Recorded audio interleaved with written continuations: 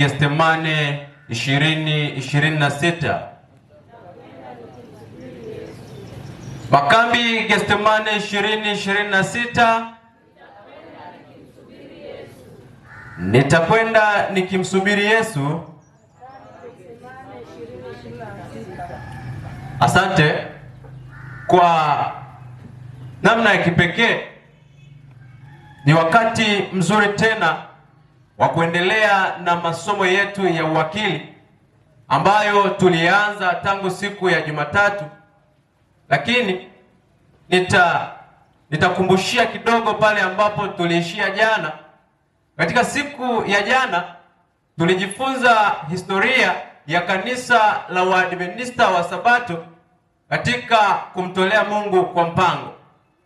Lakini katika siku ya jana tukajifunza pia kwamba Bwana hulifunulia kanisa lake hatua kwa hatua, lakini siku baada ya siku, kwa ajili ya ukamilifu na hatua nzuri zaidi katika kumtolea Bwana. Tukajifunza kwamba kama vile ambavyo mchakato wa kuwatoa Israeli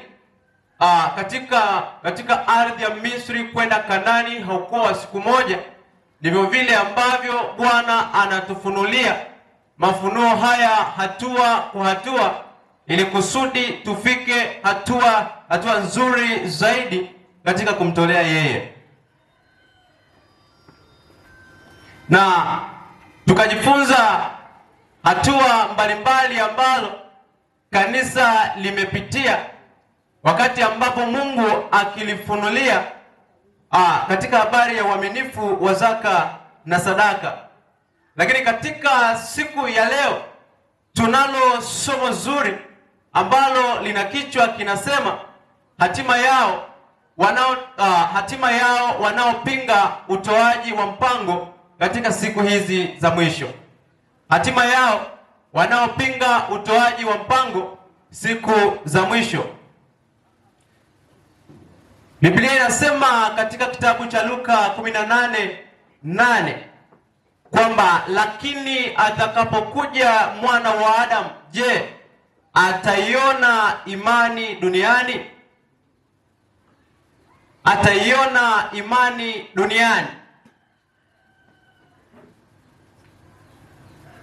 Na swali hili ambalo linaulizwa katika kitabu cha Luka 18:8 ni swali ambalo kwa msafiri yoyote wa kwenda mbinguni, lakini kwa mtu ambaye moyo wake una shauku ya kumwona Yesu na kuingia katika makao ya amani, haliwezi likakosa katika moyo wake kwamba je, Mwana wa Adamu atakaporudi ataikuta imani yako ikiwa hai? Je, Mwana wa Adamu atakaporudi duniani ataikuta imani katika familia yako? Ni swali ambalo unapaswa kujiuliza pia. Lakini ndugu wapendwa, tunaishi katika nyakati za mwisho ambapo Biblia inasema kutakuwa na majaribu mengi dhidi ya ukweli. Mojawapo ya maeneo ambayo shetani atakuwa akidili nayo, shetani atakuwa akiyashambulia, ni katika habari ya utoaji wa zaka na sadaka.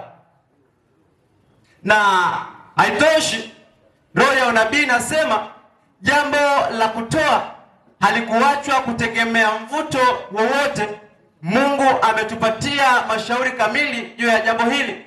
Ni katika ukurasa wa 55 ukisoma kitabu cha Mama Ellen White kinachoitwa Mashauri juu ya Uwakili.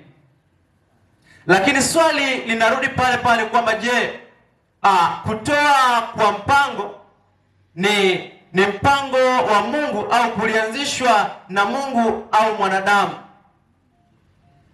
Na ni mpango wa Mungu kumtolea kwa mpango? Tutajibu pia swali hili katika somo hili la leo. Na katika somo hili ninazo hoja 5 au mambo 5 ambayo nataka nikufundishe katika siku hii ya leo. Jambo la kwanza, utoaji wa mpango ni kipimo cha imani ya mwamini. Utoaji wa mpango ni kipimo cha imani ya mwamini. Ndio maana katika kitabu hiki cha Luka 18:8 anasema, je, atakaporudi mwana wa Adamu ataikuta imani duniani?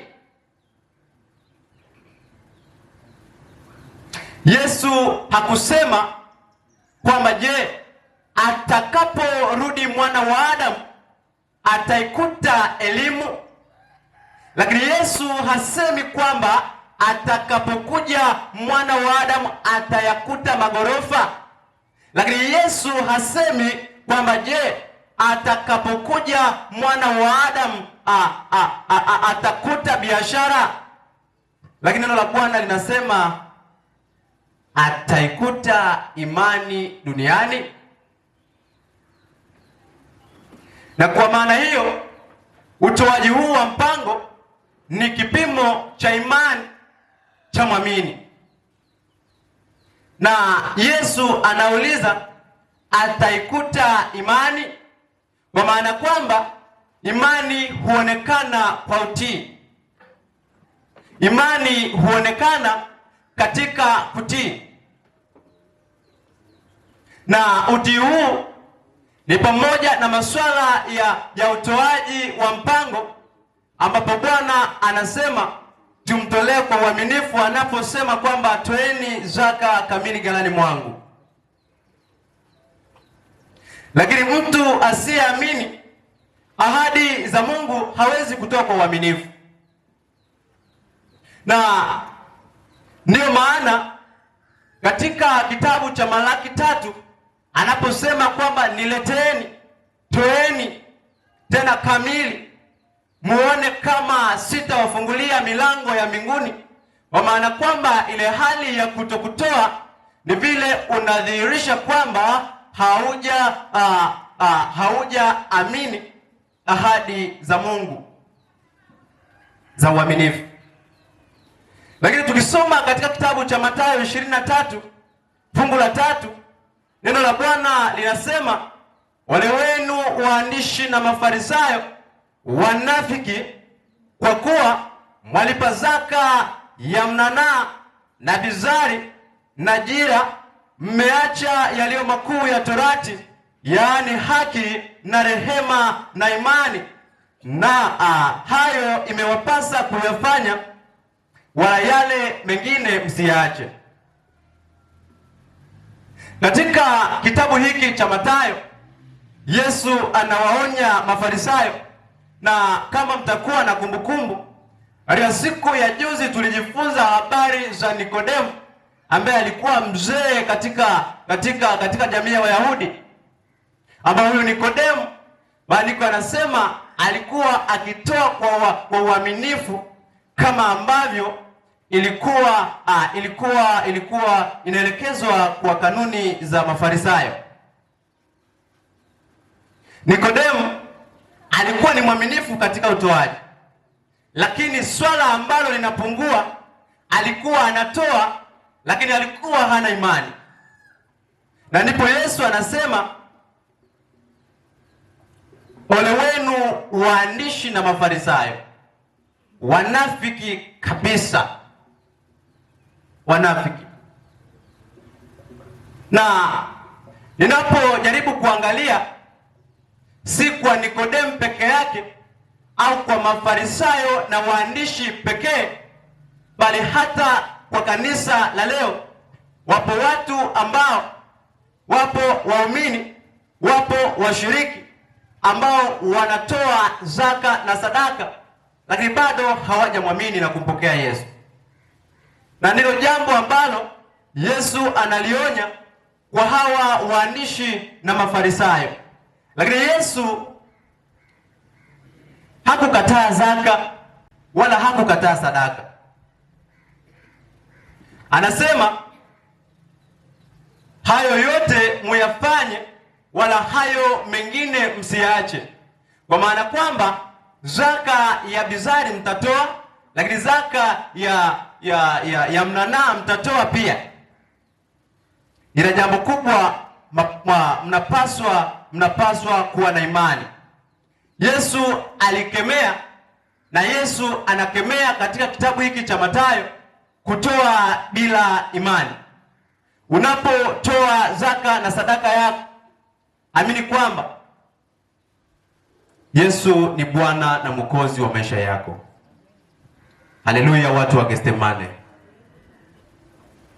Ndio maana Ellen White anasema utoaji wa mpango ni kipimo cha kudumu cha maisha yote.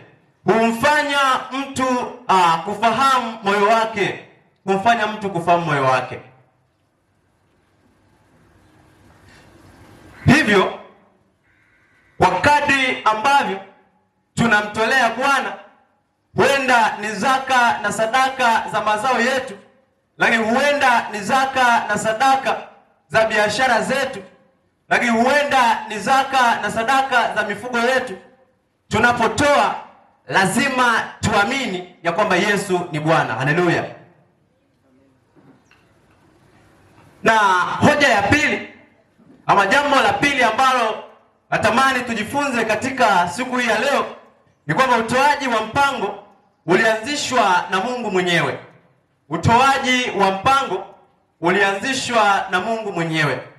Watu wengi hudhani kwamba utoaji wa mpango ni sheria au kanuni ambazo zinatolewa na kanisa, lakini jambo na dhana ambayo sio ya kweli, bali leo tutajifunza na tutathibitisha kwamba utoaji wa mpango ulianzishwa na Mungu mwenyewe, lakini si kanisa wala si mchungaji ambaye ameanzisha utoaji huu wa mpango. Kusoma katika kitabu cha Kumbukumbu la Torati 14:22, neno la Bwana linasema, toa zaka hasa ya maongeo yote ya mbegu zako yatokayo shambani mwako mwaka baada ya mwaka. Toa zaka hasa ya maongeo yote ya mbegu zako yatokayo shambani mwaka baada ya mwaka. Na Biblia haisemi utoe ukijisikia, utoe utakapowiwa, utoe utakapoona ni sawa, lakini utoe utakapopenda. Hapana, inasema toa zaka hasa ya maongeo ya mbegu zako yatokayo shambani mwaka baada ya mwaka. Biblia inasema toa zaka hasa. Na katika kitabu hiki cha Kumbukumbu la Torati 14:22, neno la Bwana linatuelekeza namna ambavyo Musa alikuwa akiwaonya na kuwaelekeza wana wa Israeli kwamba wanapaswa kumtolea Bwana zaka na sadaka kama ishara ya shukurani, kama ishara ya utii, lakini kama ishara ya imani, lakini kama ishara ya ibada ya kweli kwa Bwana. Haleluya. Pia tukisoma katika kitabu cha Malaki 3 fungu la 10, neno la Bwana linasema, leteni zaka kamili ghalani, ilikiwemo chakula katika nyumba yangu, mkanijaribu kwa njia hii, asema Bwana wa majeshi, mjue kama sitawafungulia madirisha ya mbinguni hata kumwagilia baraka isiwepo nafasi ya kutosha. Na katika kitabu hiki pia cha Malaki kinatuonesha kwamba Bwana hasemi pia kwamba utakapojisikia au utakapowiwa, utakaposhawishika, utakapopenda, bali anaamrisha, anatoa amri, anatoa komandi akisema, toeni, leteni zaka kamili ghalani mwa Bwana. Watu wa Getsemane, napenda pia kuwaasa kama ambavyo Bwana anatuambia katika kitabu cha Malaki kwamba tulete zaka kamili ghalani mwa Bwana. Kwa maana kama tulivyokuwa tumejifunza katika siku zilizopita kwamba zaka ni wakfu na ni takatifu kwa Bwana. Na roho ya unabii inasema utoaji wa mpango ulianzishwa na Mungu ambaye hekima yake haikosei. Bwana Yesu asifiwe. Ulianzishwa na Mungu ambaye hekima yake haikosei. Kama ambavyo nimesema kwamba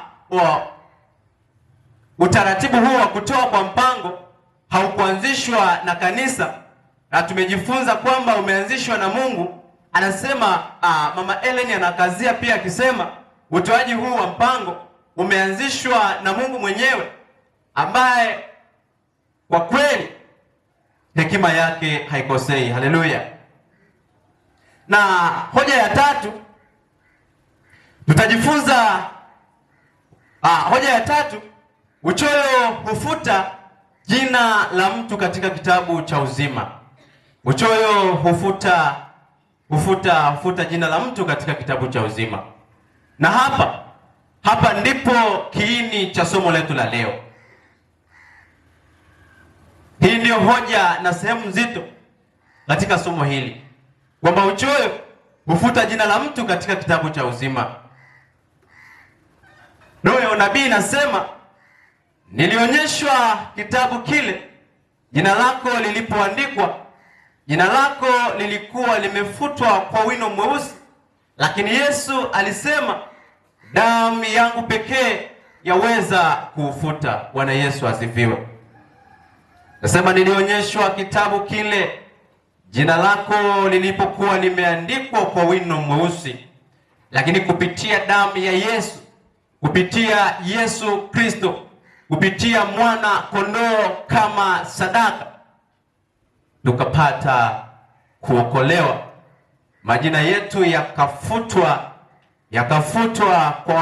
kwa wino ule mweusi. Jina la Bwana litukuzwe sana.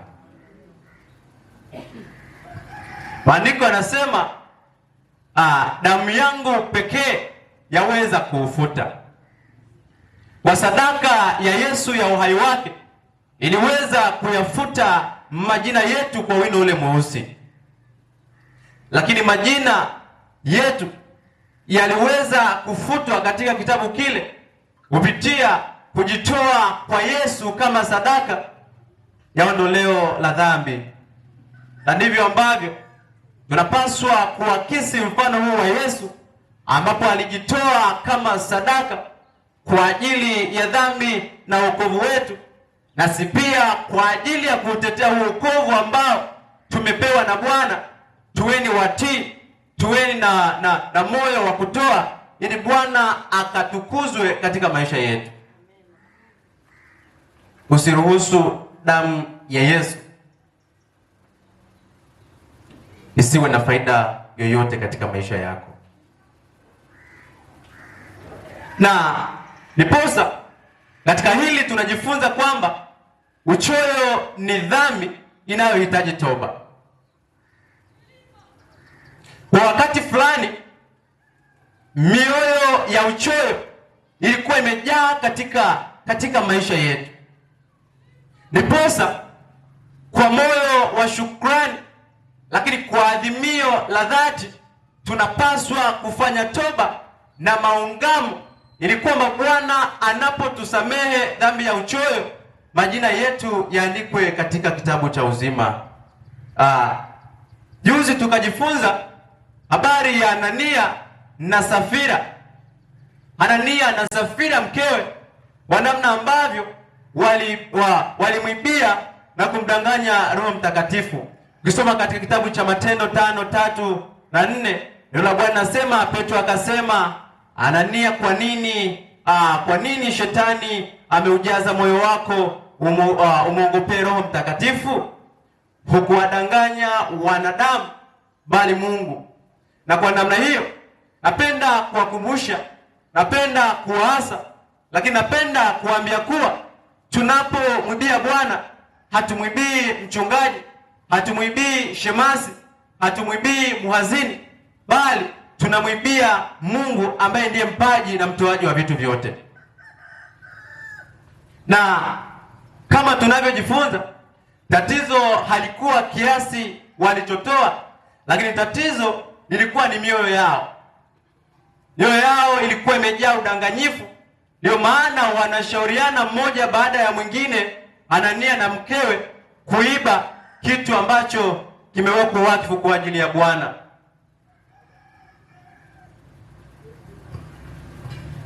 Bwana na akuumbie moyo safi ili uweze kuthamini vilivyo vitakatifu na vilivyo wakfu kwa ajili ya Bwana.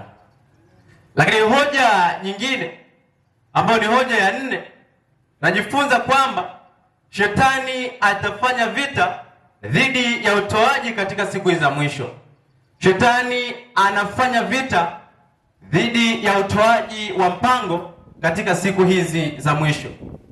Ukisoma katika kitabu cha Warumi, Mtume Paulo anaeleza kwamba ni mara kadhaa natamani kuyatenda yaliyo mema machoni pa Bwana, lakini kutokana na ile asili ya dhambi ninatenda yaliyo mabaya, bali siyatendi yale mema ambayo nilikuwa nayakusudia. Na kwa namna hiyo nasema shetani atafanya vita dhidi ya utoaji katika siku za mwisho. Mara kadhaa pia huenda kuna wakati ulikuwa umepanga kumtolea Mungu kwa uaminifu, lakini kutokana na ile asili ya dhambi, ya asili ya udanganyifu, ukashindwa kufanya hivyo. Na tambua ya kwamba hii ni vita ambayo shetani ameshaianza, kama tulivyosema kwamba katika maeneo muhimu na katika eneo ambalo shetani anadili nalo na kulishambulia katika siku hizi za mwisho ni katika utoaji wa zaka na sadaka. Kwa hiyo shetani yupo kazini, lakini kwa sababu tunamtumaini na kumtegemea Yesu, tunapaswa kuishinda vita hii ya uchoyo ili tukawa waaminifu kwa familia zetu, tukawa waaminifu katika biashara zetu, tukawa waaminifu katika mifugo yetu, na katika yote Bwana akatukuzwe. Haleluya. Katika kitabu cha Yohana wa kwanza 2:18 neno la Bwana linasema, watoto, ni wakati wa mwisho, na kama mlivyosikia ya kwamba mpinga Kristo yuaja, hata sasa wamekuwapo wapinga Kristo wengi. Kwa sababu hiyo twajua ya kuwa ni wakati wa mwisho. Ni wakati wa mwisho. Nataka kuambia kwamba yapo mafundisho mengi yanazuka katika mitandao ya kijamii, lakini yapo mafundisho mengi ambayo yanazuka katika makanisa mbalimbali kuhusiana na habari ya utoaji wa zaka na sadaka ya Bwana, kwamba si muhimu. Cha msingi utoe moyo wako. Wanasema kwamba Bwana anaangalia moyo, ni kweli,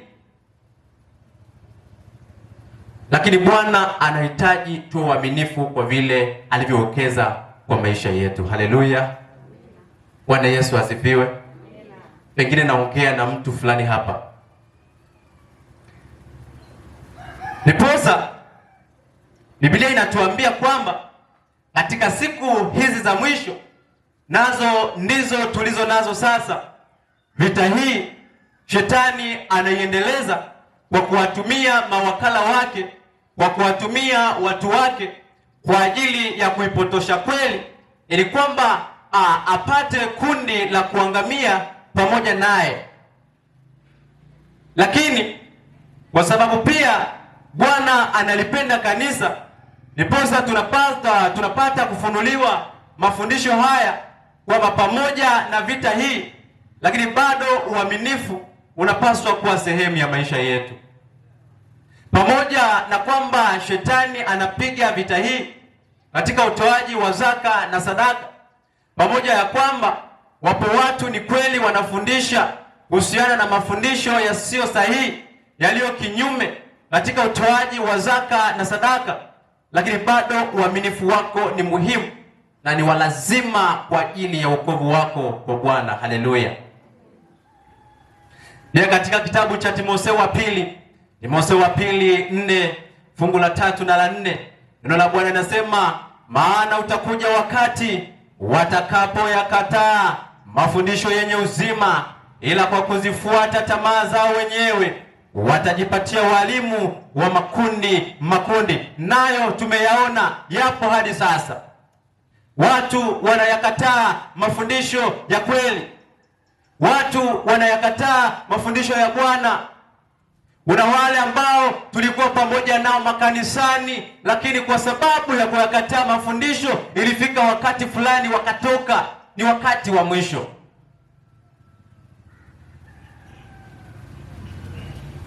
Wapendwa, Bwana atusaidie sana.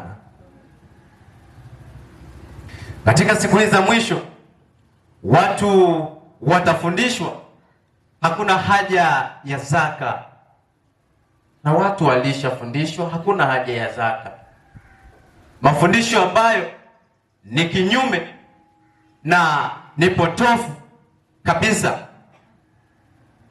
Lakini katika nyakati za mwisho watu wanafundishwa kwamba hakuna haja ya kutoa kwa mpango, hakuna haja ya kutoa kwa mpango.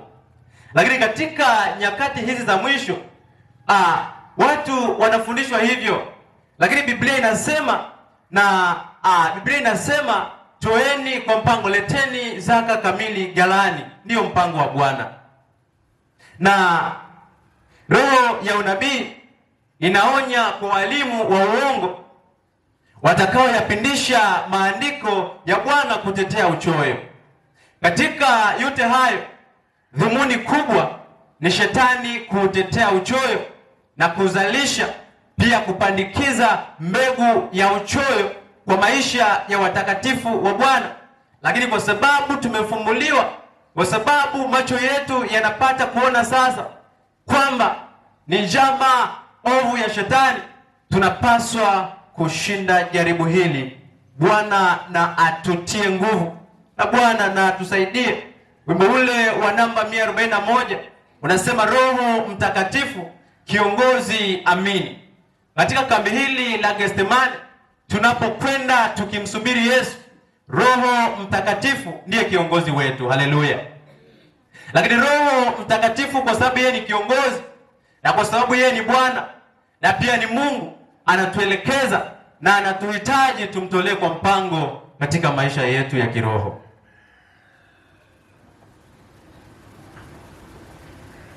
Na hoja ya mwisho ambayo ni hoja ya tano, namba 5 katika siku hii ya leo, ni kwamba utoaji wa mpango ni maandalizi ya mbinguni. Haleluya. Utoaji wa mpango ni maandalizi ya mbinguni. Ukisoma katika kitabu cha Luka 12:48, neno la Bwana linasema, kwa maana kila aliyepewa vingi kwake huyo vitatakiwa vingi. Nasema Mungu humbariki kila mtu tofauti, lakini kila mmoja anapaswa kuwa mwaminifu kwa ajili ya Bwana.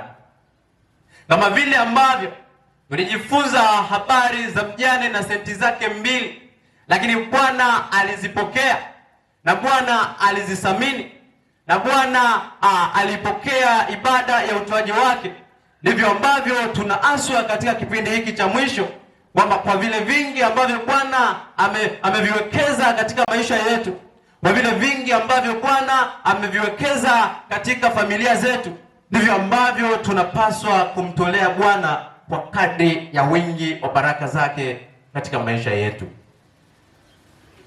Lakini kila mmoja anapaswa kuwa mwaminifu kwa kile ambacho Bwana amekiwekeza kwa maisha yake.